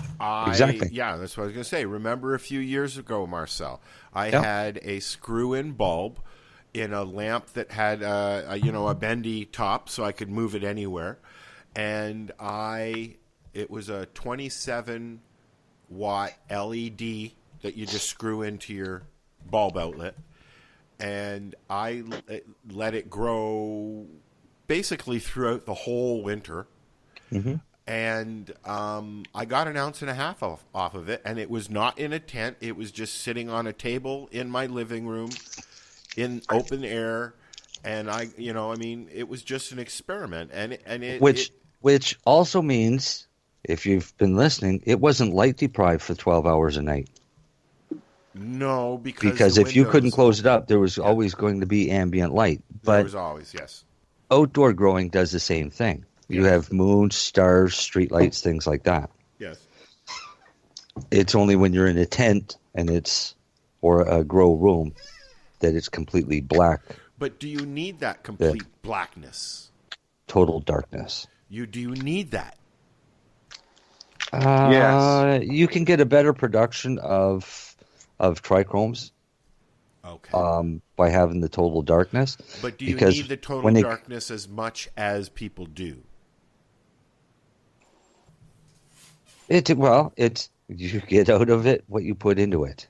Yes, if you don't want seed in it, yes, you do, Al. Because if it's not totally darkened, then your plant's going to be stressed. So therefore, your plant's going to likely harm. Yeah. Therefore, you'll have seed in it. Yeah. Okay. So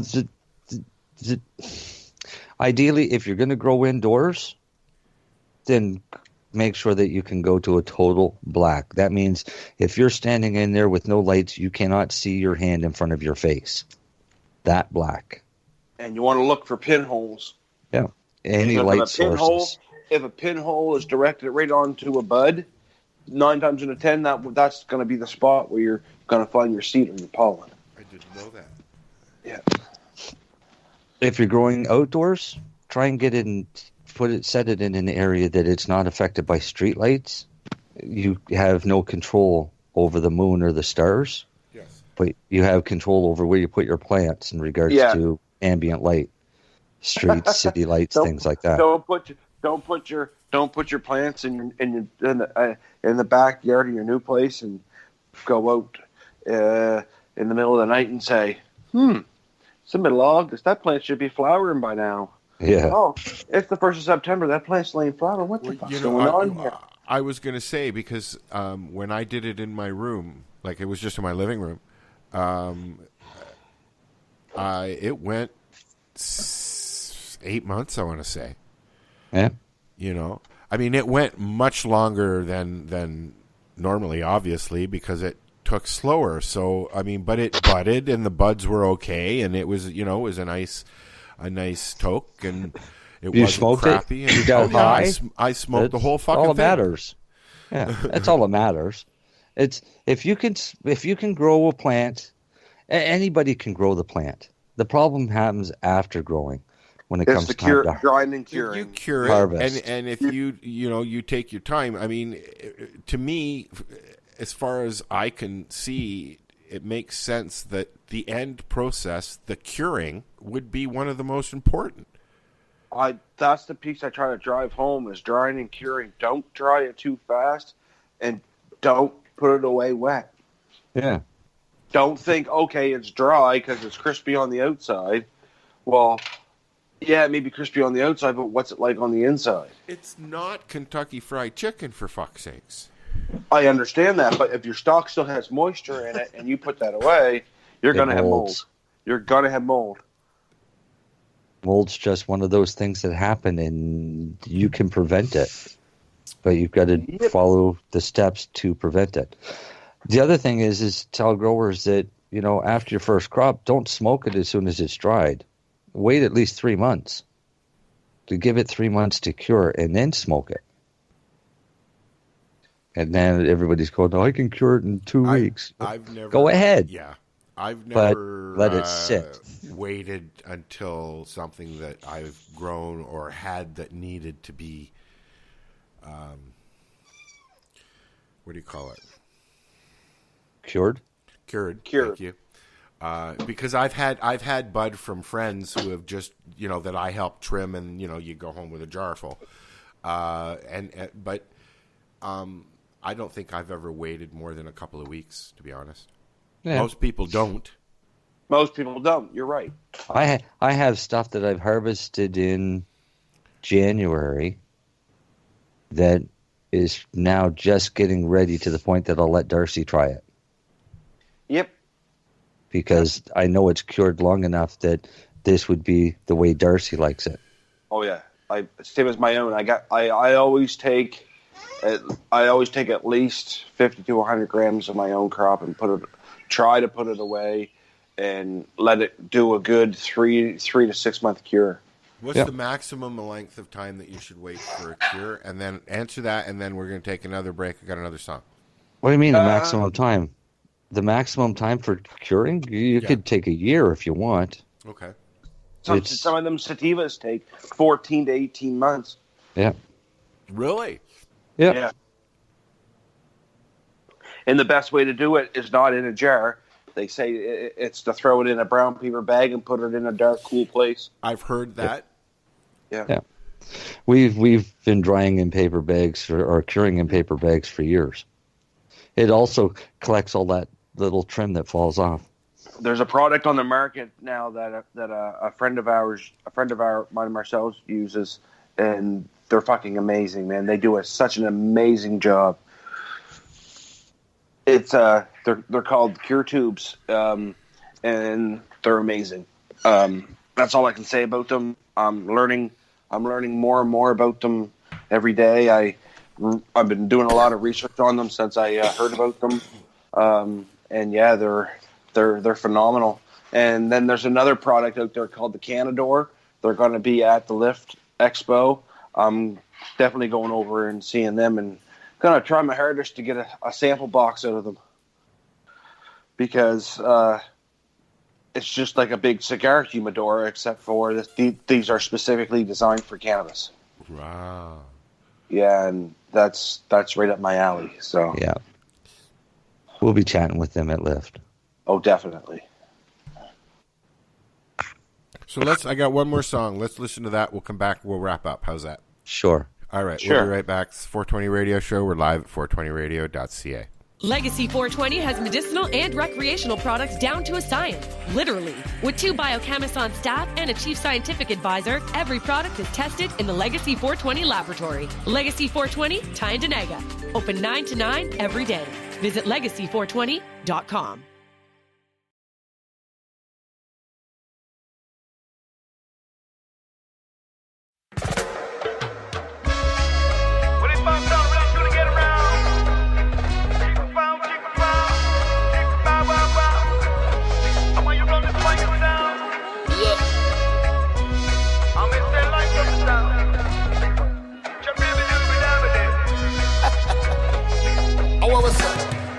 Well, you can look into my eyes. Always keep your head up high. Talk the truth, I never lie. Positivity, my vibe. Well, I will never change my ways. I'm living life every day.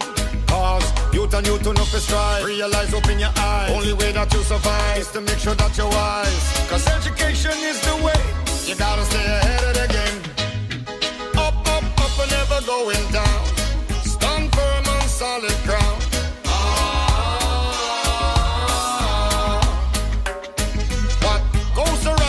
Comes around, make your moves and run the town.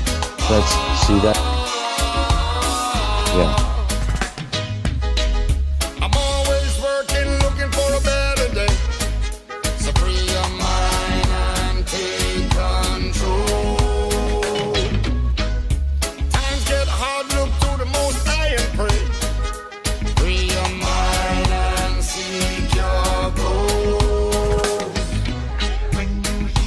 Life knocks you down. feet on the ground. What goes round, it must come around. Say a prayer to be safe and sound. Bim! Me say the road it, back it better hold and steady. Ease up the pressure, better hold and meditate. Load on your shoulder, well headed. Make the right move, they could get deadly. Office stand firm and walk steadily. Down, just a rock in a buckle of any. Problem will come up, more than penny. No man can curse a word that bless me. Got to get on up, yeah. Me say you got to get on up, because you're gonna get better. I tell you. Got to get on up, yeah. Me say you got to get on up, because you're gonna get better. I tell you. Yo, say everybody up, come again, yeah. Reggae music is again, yeah. Say worries and problem, say everybody is again, yeah. Reggae come again, yeah. This is Mr. Raven at the microphone center. Fi mash it up and bust it up and me them send for. Girls feel nice from the time that me enter. Fire it one side cause them knees they are anchor. Ram it up, pull it up, feel a hairy. Sound a bus right, everybody lively. I grade a bun and me naga hide it. Around the version selector, you want make me ride it. Because I problem again, in trouble again. Sarah bad up, come fi grab them again. Cause I worries, yeah. Cause a problem again, worries again. Sarah bad up, come fi beat them again. Cause I worries, yeah. Worries and problem. We no new to the game, yes, we dey a long. Someone if you not a man a foundation. Know this inside out like the palm of my hand. Make the massive feel nice under my selection. Listen and learn how me do it, yes, no youth. The people them a ball for the culture and the roots. Make sure you have the lock before you try follow suit. And when you see the general, you feel salute. Because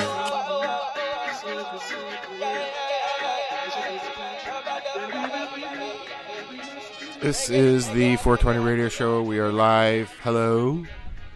Hello. Where are you live from today, Al? What? I said, where are you live from today? I don't think we told the viewers where you're live from. I'm home today in Toronto. Live from my couch. From my desk. I'm staring out. I'm staring out at what is going to be a park system underneath the wires here, that goes from basically where I am over to Scarborough, right through Scarborough. Oh. Yeah, and the one that's here by my place actually has a community garden and everything. I'm going to put an application in to see if I can grow my weed there. Oh. Not. I was going to say, I don't know if that'd be... If they said yes, I don't know if that'd be a smart... I wonder if the Canadian government would let me use a portion of the lawn that's here to, if I put a high enough fence and got security and electrify it and everything, we could grow weed in it. Good.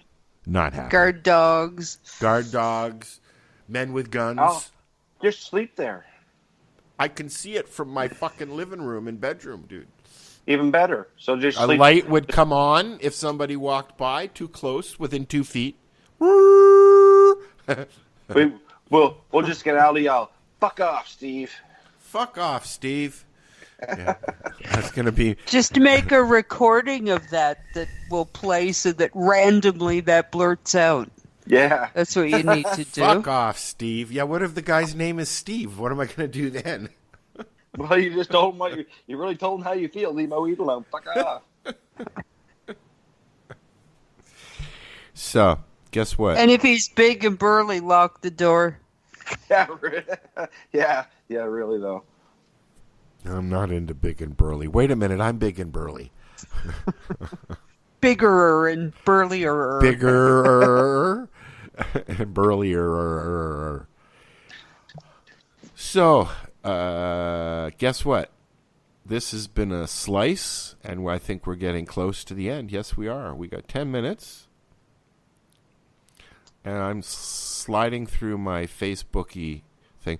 They've knocked Alex Jones off of Facebook now and Instagram. No. Yeah. He's a troublemaker. Who's next, Montel? Hey, Montel was at Cannabis, wasn't he? Yeah, he was at Cannabis, but he was gone by the time I got there. And I just missed the Village People. They performed, and I was like, no! Really? Yes. Ricky Lake was there. What was Ricky Lake doing? She was there talking about Weed the People, as well as Abby Epstein, her partner in the movie. Yeah. And I'm going to try, once we open again at Gunjanistas, I'm going to have try and have a screening of movies like Weed the People. There's another one that's somebody did in the UK. There's a bunch of them that have been done in Australia now. And I have a copy of that if you need it, Al. Oh yeah, obvious. I'd love it because I want to screen it at the lounge and just like the Union the Union, and then have Adam come and speak or something. I would love to be able to do stuff like that. Stuff that you see going on at these large events like Cannabis and Lift and all these, but on a smaller scale. In a lounge where you can consume and have a snack, and there's no fucking alcohol. Sorry. I'll even send you a copy of my documentary. Please do. Because I don't know if have you ever seen it, Al? I didn't know you had done one. Oh yeah, I did one. It was at the Atlantic. We premiered it at the Atlantic Film Festival. Oh, send away. Bring it with you when you come. Yep. Yep, for Play sure. it at the booth. Yeah. I just wanted to say something there before we went off the air. Today, the people of Nova Scotia stood up against the government and demanded the health minister declare a state of emergency in this province because of the healthcare system is just in shambles. No. We have the best healthcare system in the world. Yeah, okay. That's why it's been 4 weeks since I called my doctor. My doctor called the hospital to book me an ultrasound. And it's been 4 weeks. Wait a sec. I heard that. Shut up, Steve. Get it? I heard your cat. Yeah. What a dork.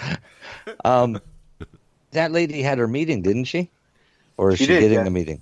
No, she had. I'm pretty sure she had it. No, Stephen McNeil's been in Europe. He left on Monday. I don't think she's had it, but I do believe that she's been promised that she can meet with him. But he's gone for at least a week, maybe 10 days. I'm shocked that he'd actually meet with her.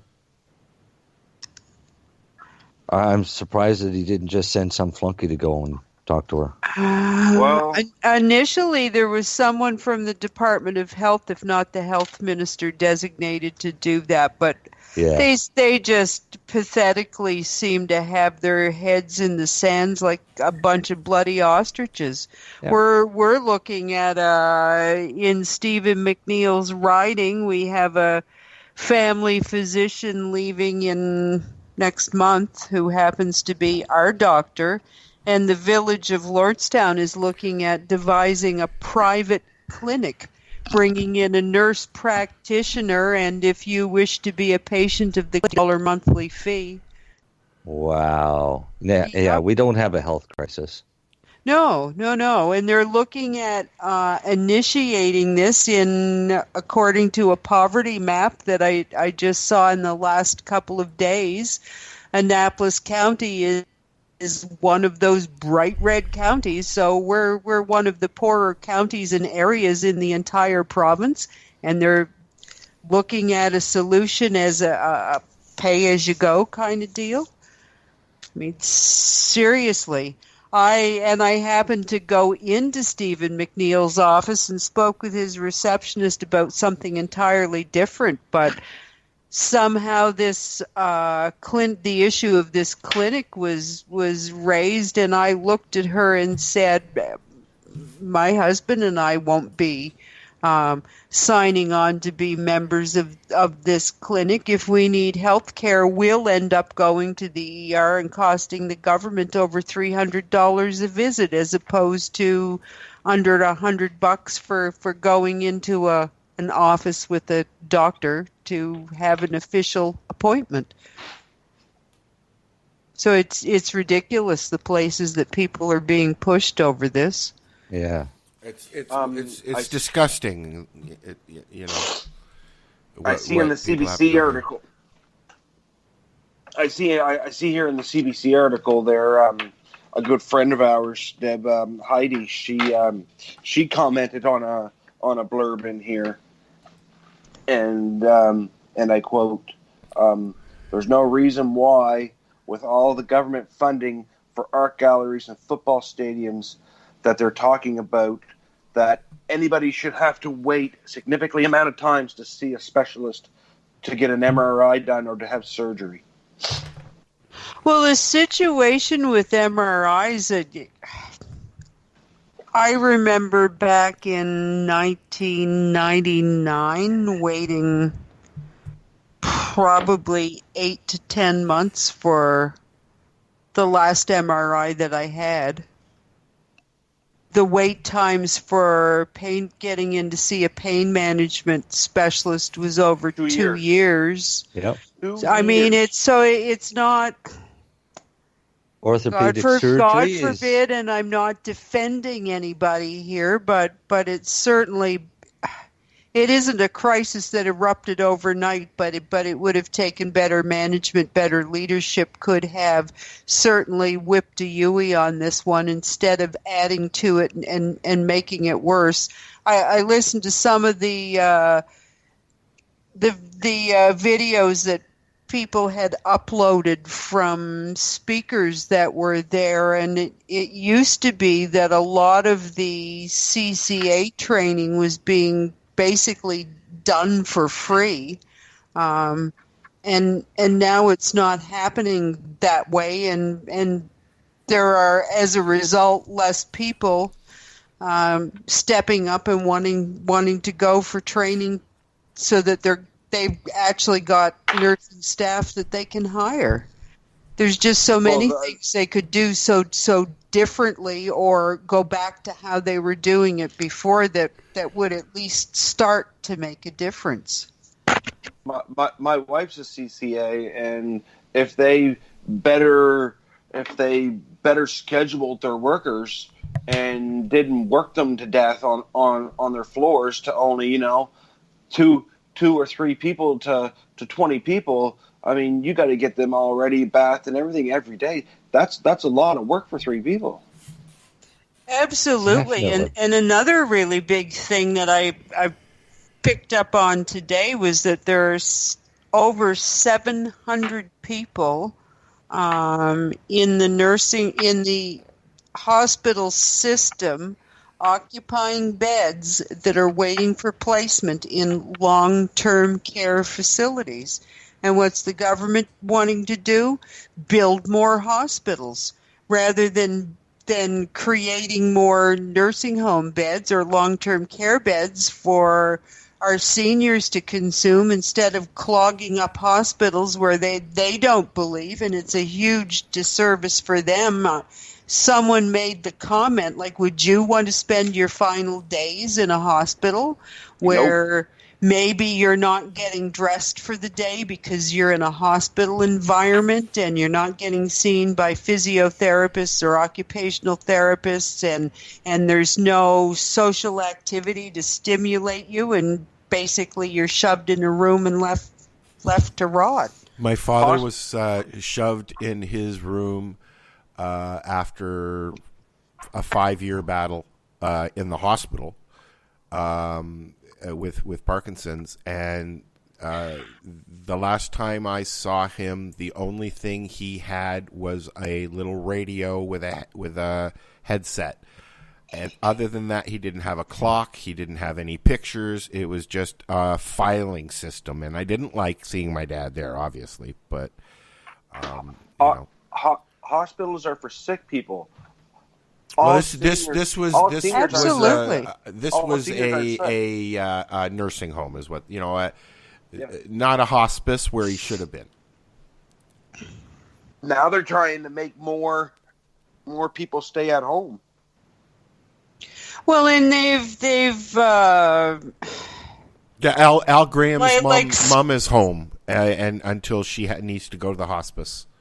But she's home, and they're they have a watch going on, and between his brothers and sisters and family members, but she's home. Yeah, my mom's home as well. She's 80. She can barely walk, but she wants to be home. Well, that's where you're going to be the most comfortable. Absolutely. I know I wouldn't want to be in some place where I'm not comfortable. It's not familiar. You know what I mean? It's. If you need to be there, it's a different thing. But if you don't need to be there, and it's just because you're "quote unquote" old, that's no reason. Yeah, I've spent a lifetime staring out my window, and I don't want to do it anymore. So I'm not ever going to go into a place like that. I don't think. Exactly. Yeah. But then, you would never go to a place like that anyways, Al, because they would never allow you to have your cannabis. I'd have to move to Israel. There you go. And then you'd live to be like 120. Yay. Yeah. That's a real something really good to look forward to. Yeah. In this day and age, I honestly, I'll live my life out, and I don't want to be 100 and some odd years old. No, I don't think so. Yeah, I don't think I'd want to live to 120. No. That would just suck. Well, I don't know. Maybe things. Anyways, let's get the fuck out of here. Yeah, we should do that. Yes. All right, guys. Thank you very much, and good night. Night, guys. Peace out. It's been a blast. It's been a slice. We'll see you next week. We'll be right here on 420radio.ca. Good night. Night, guys. Legacy 420 has medicinal and recreational products down to a science, literally. With 2 biochemists on staff and a chief scientific advisor, every product is tested in the Legacy 420 laboratory. Legacy 420, Tyendinaga. Open 9 to 9 every day. Visit legacy420.com. So what are you doing? Nothing? Why not? Trying to get on this Lifestyle Radio website. Sounds like a cool website. Yeah, it's alright. Oh, wait, I might have it. You might have it. You're listening to Lifestyle Radio. The opinions expressed during this show are those of the individual participants and do not necessarily reflect the opinions of their associated organizations or Lifestyle Radio.